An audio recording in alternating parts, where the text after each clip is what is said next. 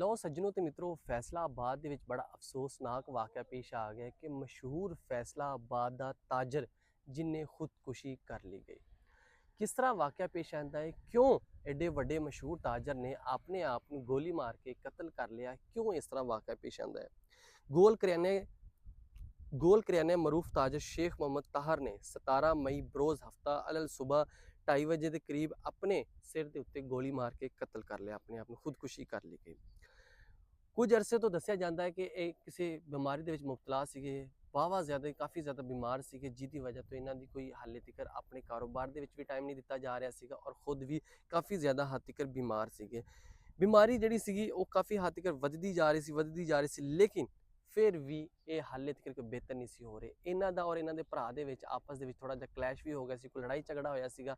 ਉਸ ਤੋਂ ਬਾਅਦ ਜਨਾਬ ਇਹਨਾਂ ਨੇ ਕੀ ਕੀਤਾ, ਹਫਤੇ ਦੀ ਰਾਤ ਨੂੰ ਆਪਣੀ ਬੇਗਮ ਨੂੰ ਕਿਹਾ ਮੇਰੇ ਵਾਸਤੇ ਚਾय ਬਣਾ ਕੇ ਲਿਆਓ। ਚਾय ਬਣਾਉਣ ਵਾਸਤੇ ਦੀ ਬੇਗਮ ਕਿਚਨ ਵਿੱਚ ਜਾਂਦੀ ਹੈ, ਕਿਚਨ ਵਿੱਚ ਫਿਰ ਦੁਬਾਰਾ ਆਪ ਵੇਖਣ ਵਾਸਤੇ ਜਾਂਦੇ ਨੇ ਕਿ ਚਾय ਬਣ ਰਹੀ ਜਾਂ ਨਹੀਂ ਬਣ ਰਹੀ।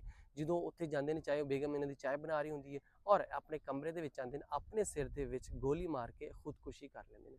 ਵਾਕਿਆ ਬੜਾ ਅਫਸੋਸਨਾਕ ਹੈ ਕਿ ਇਹਨਾਂ ਨੇ ਕਾਰੋਬਾਰ ਦੀ ਵਜ੍ਹਾ ਤੋਂ ਆ ਕੇ ਡਿਪਰੈਸ਼ਨ ਦੇ ਵਿੱਚ ਆ ਕੇ ਆਪਣੇ ਆਪ ਨੂੰ ਗੋਲੀ ਮਾਰ ਲਈ ਜਾਂ ਫਿਰ ਕੋਈ ਗੱਲਬਾਤ ਹੋਰ ਸੀ।